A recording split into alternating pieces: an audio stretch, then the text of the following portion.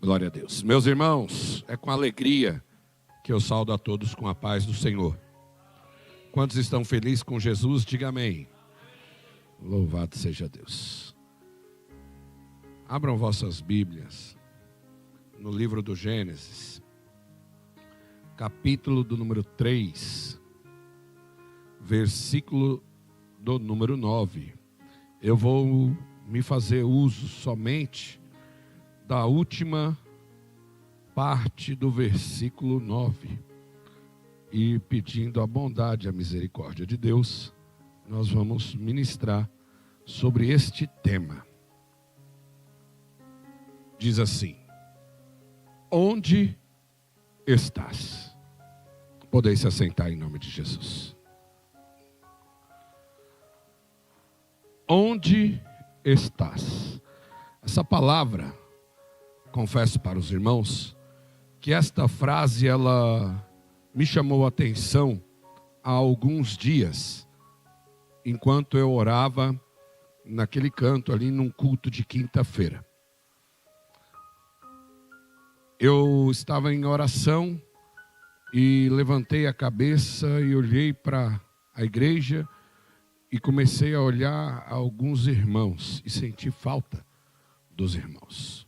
E esse versículo me veio à mente por conta do meu olhar para com a igreja e sentir falta de alguns irmãos. Esse texto é relacionado à queda do homem.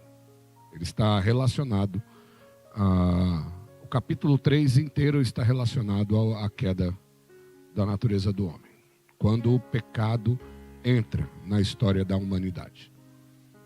Esse versículo, a princípio, é Deus falando a Adão: onde estás?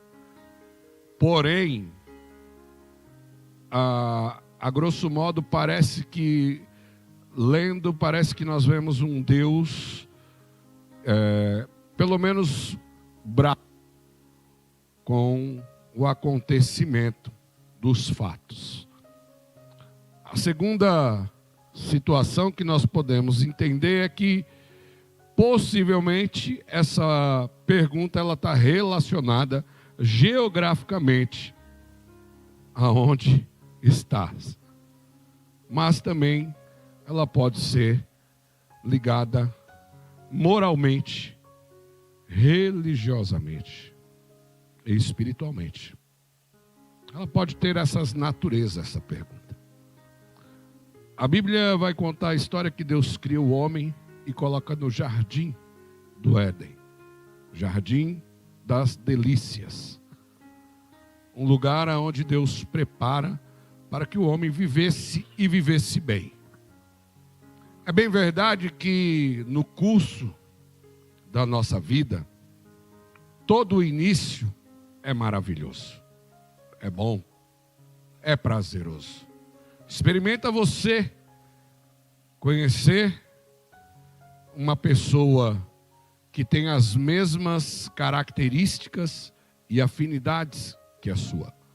Logo, você vai dizer: encontrei uma pessoa que é uma alma gêmea, uma pessoa que vai ser a minha amiga ou amigo de longa data. Gosta daquilo que eu gosto e daquilo que eu falo. A gente se entende bem. Começo de namoro é maravilhoso. Glória a Deus que eu estou namorando há 30 anos com a mesma mulher. Então, é bom demais. É interessante viver o jardim das delícias. É o início de um relacionamento. É o início de um emprego. É o início de uma amizade. É o início de um curso. Onde você fala: achei o curso que eu queria. É o início de um emprego. Deu certinho, que lugar abençoado. Era tudo que eu precisava. Todo início, ele é bom. Porque você experimenta algo novo. Algo que você ainda não havia vivenciado. Porém, com Adão, ele está vivendo o início de tudo, da criação. Foi a primeira criatura criada por Deus. O problema maior é quando você passa a conhecer mais do assunto. Que você descobre que o seu amigo tem defeito. Que o emprego que você orou não é o emprego perfeito, porque vai cobrar de você responsabilidade. A igreja que você chega e você olha e fala assim: nossa, a igreja que tem um mestre como o pastor Euclides e pastor Manassés é o lugar que eu esperava de Deus. O tempo que eu vivi na meninice, agora eu vou aproveitar, vou aprender a palavra. Só que aí você vai descobrir que eles vão cobrar de você empenho e dedicação. Uma igreja que tem a pastora Lília com essa desenvoltura, parece uma menina brincando no altar. Pastor Marcos, que com bom senso sempre está ali disposto a ajudar. Os irmãos, acolhedor. Mas passa o tempo, a gente começa a ver que parece que está até exigindo demais de mim.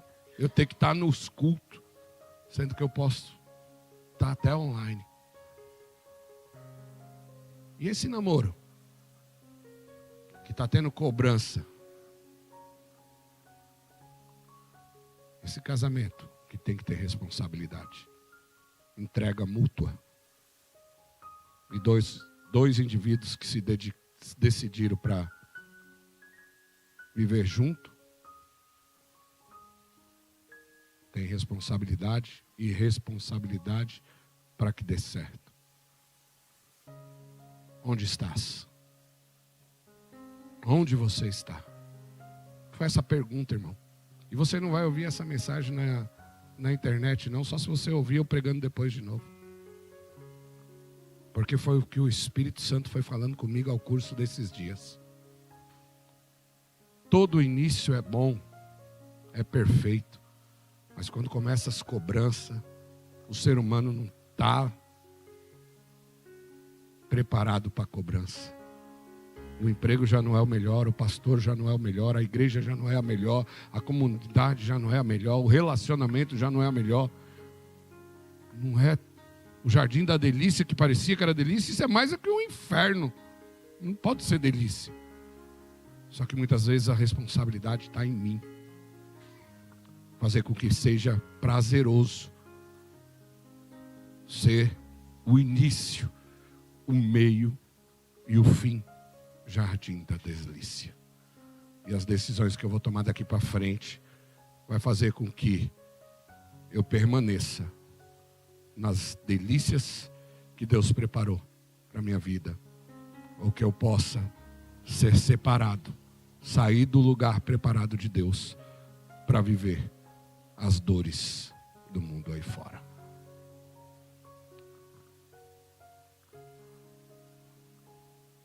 Falando em estado geográfico, seria bom de resolver o problema.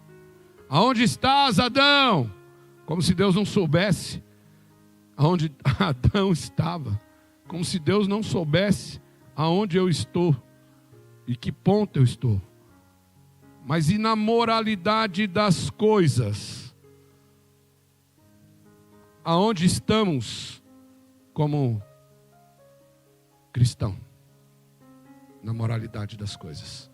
Como pai, como amigo, como marido, esposa. Aonde estamos? Você já parou para pensar que tudo vai bem, mas quando começa a entrar ações externas em situações nossas que nós deixamos ou nós fazemos com que aconteça, as coisas fogem do prumo, Vamos para a Bíblia. Capítulo 3, versículo 6. E vendo a mulher que a árvore era boa, ela viu. Ela viu.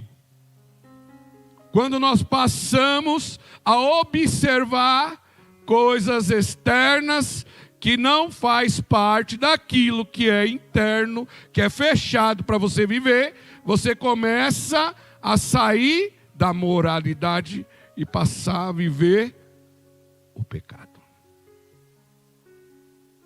Quando começamos a observar os outros,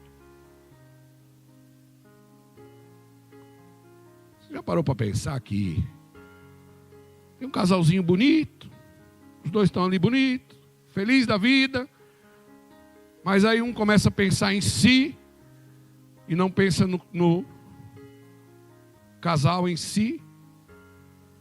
Aí eu vou cuidar de mim. Deixa de pensar no coletivo. Era bom para quem? Para Eva. Não era para Adão. Ela estava olhando e vendo a mulher que era bom. Eu não estou querendo colocar a culpa na mulher. Não, eu estou querendo que você entenda que toda vez que a gente coloca o nosso óculos, enxerga somente o nosso lado e faz aquilo que é bom para nós esquecemos de fazer para o outro, as coisas começam a dar errado. Quando você começa a pensar só em você.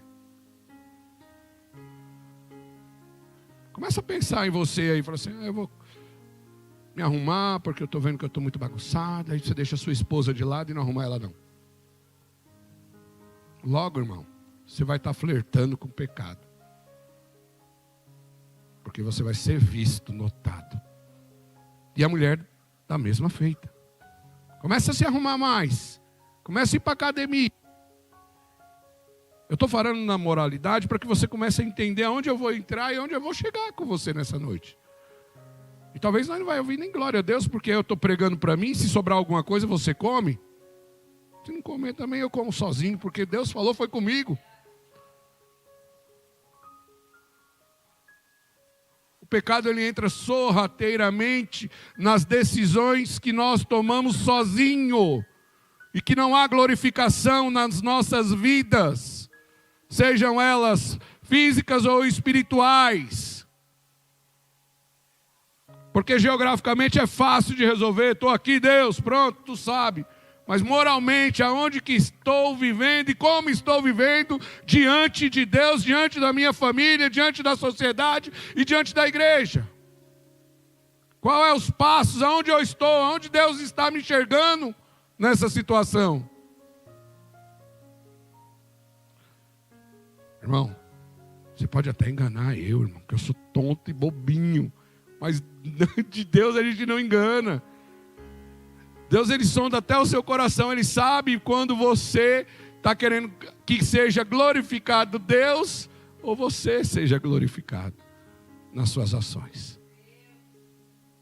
Deus sabe quando você se arruma para sua esposa. Deus sabe quando você se arruma para o seu esposo. Deus sabe quando você faz para a glória de Deus. Deus sabe quando você faz para a glória humana.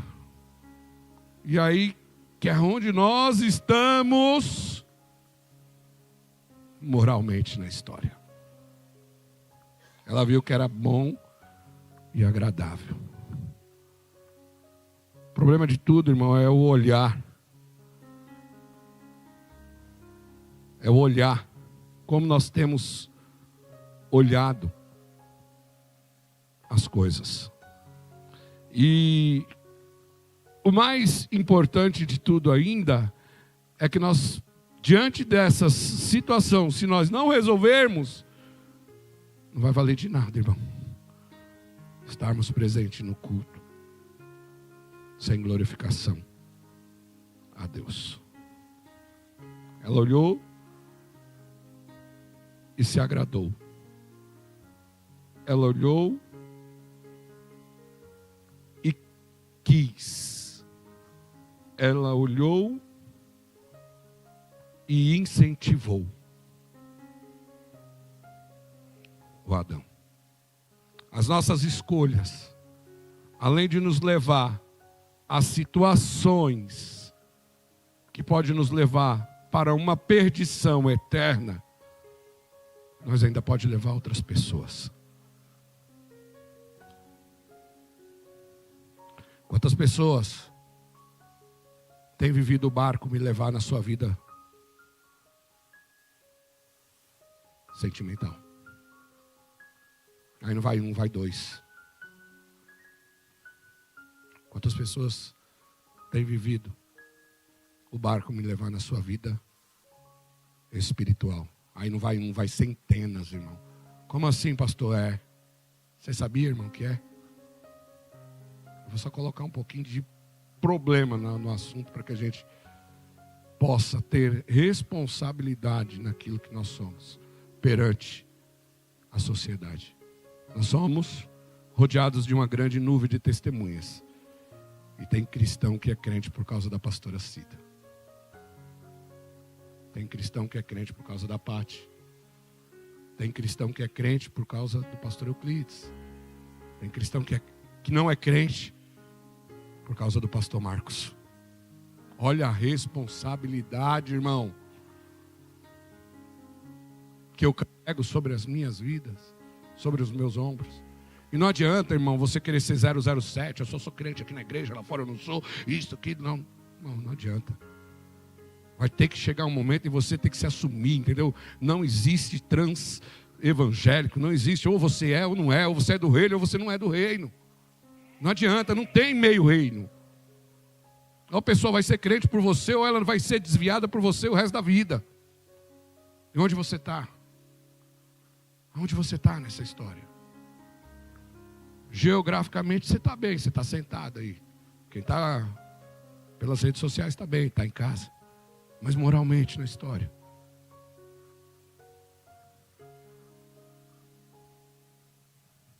Ela olhou, viu que era boa, que era agradável aos olhos e desejável para dar entendimento. Quando deixamos esse desejo descer aos nossos corações, já estamos pecando. Há quem diga que o pecado ele só é pecado quando é consumado. Sim. Mas a Bíblia também diz que se você olhar e você desejar, já está pecando. Já está pecando.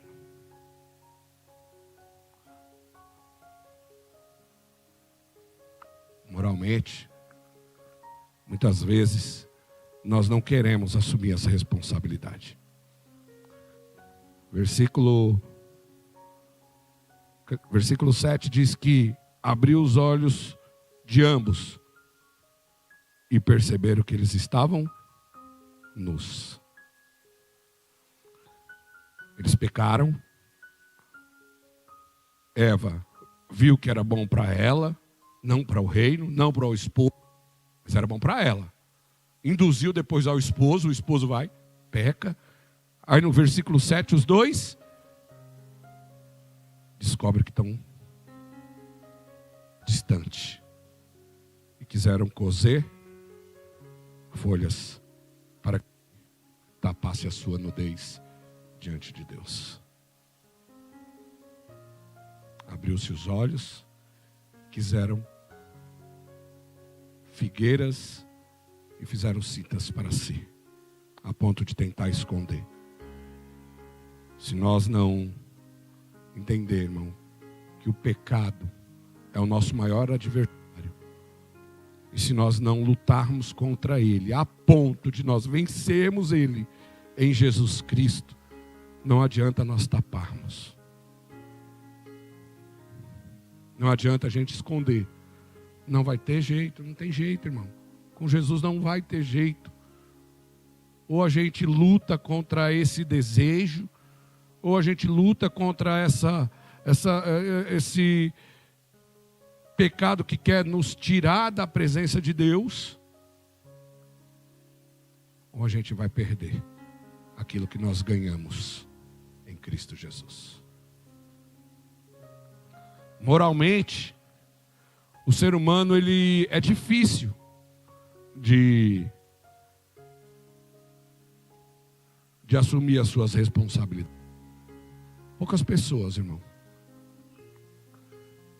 Nesse caso, Adão, ele é chamado a atenção de Deus. Ele fala assim: a mulher que tu me deste. A culpa não foi nem da mulher. Não, ele não colocou a culpa na mulher. Colocou a culpa em Deus, irmão. A pastora estava falando da jovem, talvez ela estava revoltada ali, até com Deus. Aonde nós estamos moralmente? Tem 3 coisas que Deus quer trabalhar na nossa vida. Na geografia, porque Ele quer saber onde nós estamos e Ele sabe. Moralmente, porque Ele quer tirar o pecado das nossas vidas. Mas Ele é um Deus de relacionamento. Ele é um Deus que abre diálogo com Adão depois de pecar, onde Ele já tinha dito assim, ó, de tudo que tem aqui no Éden, você coma, só não coma dessa árvore aqui central aqui, porque se você comer, certamente morrerá. E Adão peca, e Deus ainda abre um relacionamento com Ele. Que nós possamos, através de Cristo Jesus, entender aonde estamos moralmente. Se tudo que estamos vivendo, fazendo, está glorificando a Deus, ou se está mais agradando as nossas vontades e decisões. Porque o desejo de Deus é nos trazer para o meio do Éden, e para que nós possamos viver as maravilhas que Ele tem em Cristo Jesus preparado para as nossas vidas. Para de culpar a sociedade, o governo, a igreja, o local. Contar um testemunho aqui que o pastor nem cumprimentou, se cumprimentou. Às vezes nós somos essas pessoas mesmo, que criamos situações para culpar tudo que está acontecendo, mas não temos a consciência de culpar a nossa falta de responsabilidade até com as coisas de Deus. Começamos bem a caminhada, só maravilha. Daqui a pouco começamos a entender que o negócio é sério e tem que fazer mesmo, porque eu me convoquei. Mas aí tem tanta gente que não faz, tanta gente que e deixamos de fazer a nossa parte porque os outros não estão fazendo. Colocamos a culpa no outro. Mas Deus quer tirar nós nesta noite desse emaranhado de pecado, desse emaranhado de coisas que nos cerca, tirar dessas apostasia que a igreja está vivendo, que é exatamente isso. Você sabe o que é apostasia? É o esfriamento na fé.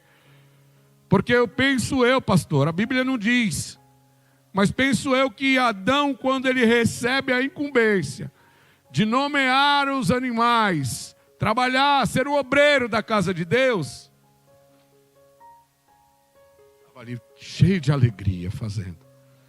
Só que quando chega na metade do dia, que ele descobre que é cansativo, pode ser até que tenha gerado nele um pensamento de trabalhar para Deus é cansativo, né? Mas Deus não se agrada de quem coloca a mão no arado e volta atrás. Deus não se agrada. Deus se agrada daquele que vai valente até o fim, fiel até o fim, negando os prazeres deste mundo. E Deus está falando comigo. Deus está falando através da minha vida para a sua vida nesta noite. Porque foi isso que Ele falou. Lembra quando você começou? Lembra como você era? Lembra quanta dedicação tinha em você? E aí eu comecei a pregar para mim. Aonde eu estou? O pecado tem contaminado a minha caminhada, Deus. O pecado tem me deixado triste, abatido, porque é esses sintomas que gera na gente, irmão. Quando você vê que você está no pecado, no erro, nem no culto você quer, tem nem coragem de dobrar o joelho, porque você vai enfrentar quem? Quem te conhece. E com ele não adianta ter uma boa oratória, com ele não adianta você falar bonito, ter um discurso preparado, porque ele sabe, ele conhece. Não adianta preparar as folhas de figueira. Não, por quê? Porque ele tem muito mais interesse que você abra os olhos e reconheça sim que está errado e que há um arrependimento em você, porque ele está simplesmente interessado na sua salvação. Ele abre o relacionamento com eles por conta disso. Vai ter uma sentença? Vai, porque toda causa tem uma sentença. Toda causa, seja boa ou ruim, vai ter uma sentença. Mas ele não quer perder. Ele é um justo juiz. Ele mexe com a moral, mas quer manter o relacionamento. Capítulo 3, versículo 15. Há uma sentença. Agora a sentença é para o adversário. Que nascerá um que pisará a cabeça da serpente. E esse um é Jesus Cristo. Que morre na cruz em favor da minha vida e da sua vida. E com ele nós já não temos mais a condenação do pecado. Por quê? Porque em Cristo Jesus os pecados foram pagos. A conta foi paga da condenação. Estaremos livres. Quando? Quando nós formos arrebatados num corpo corruptível. Antes nós temos o Espírito Santo que nos mantém relacionado com o Pai. Geograficamente ele habita em mim, ele habita em você. O Espírito Santo. Aonde você está? Em Cristo Jesus o pecado já não tem mais poder sobre a tua vida. Em Cristo Jesus, quando você alimenta o Espírito, porque nós somos corpo, alma e espírito, e quando nós alimentamos o espírito, a carne ela vai morrendo. No Antigo Testamento não era assim. Adão podia até falar, não, mas o inimigo ele entrou aqui, acabou me enrolando sorrateiramente. Mas em Cristo Jesus nós temos o Espírito Santo, que não deixa, aleluias, com que você seja uma presa fácil. Ele está sempre cutucando você, ele está sempre te lembrando porque você tem um preço, que você foi resgatado das mãos do inimigo na cruz do Calvário. Aonde você está, meu irmão? O pecado tem dominado o seu casamento? O pecado tem dominado a sua vida espiritual? Você já não consegue mais ser aquela pessoa avivada, quando dobrava os joelhos, orava, as pessoas sentiam a presença de Deus? Você tem o Espírito Santo que te ajuda. Você tem o Espírito Santo sobre a tua vida, que te dá força para rejeitar, aleluia, as astutas ciladas do inimigo.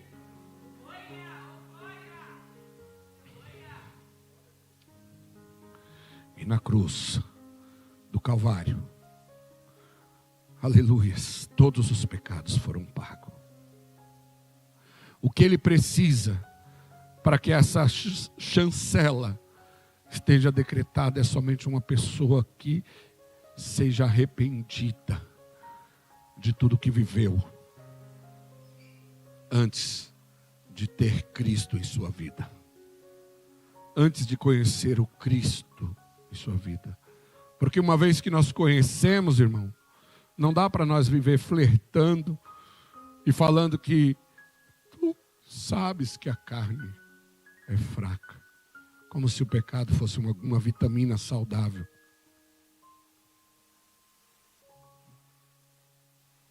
Essa noite, o Espírito Santo ministrou no meu coração. Tem 15 dias, irmão, que eu estou lutando com pouca força. E Ele está me ajudando. Tem 15 dias. E eu vou vencer essa batalha.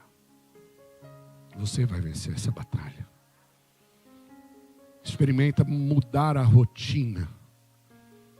Experimenta, ao invés de você pensar no seu eu, e você olhar como a Eva olhou e viu que era bom e agradável aos olhos, você olha e fala assim: não vou por esse caminho porque vai dar ruim.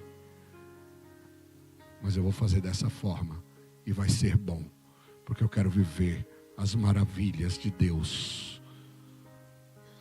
Eu quero estar na centralidade, geograficamente falando, daquilo que Deus tem para a minha vida. Eu quero ter um poder de rejeitar os pratos que o inimigo coloca todo amanhecer sobre a minha vida. Você tem ideia que o inimigo, ele trabalha constantemente para destruir a sua vida? Eu lembro de uma vez, que eu fui... Eu tinha uns 27 anos, eu estava lá.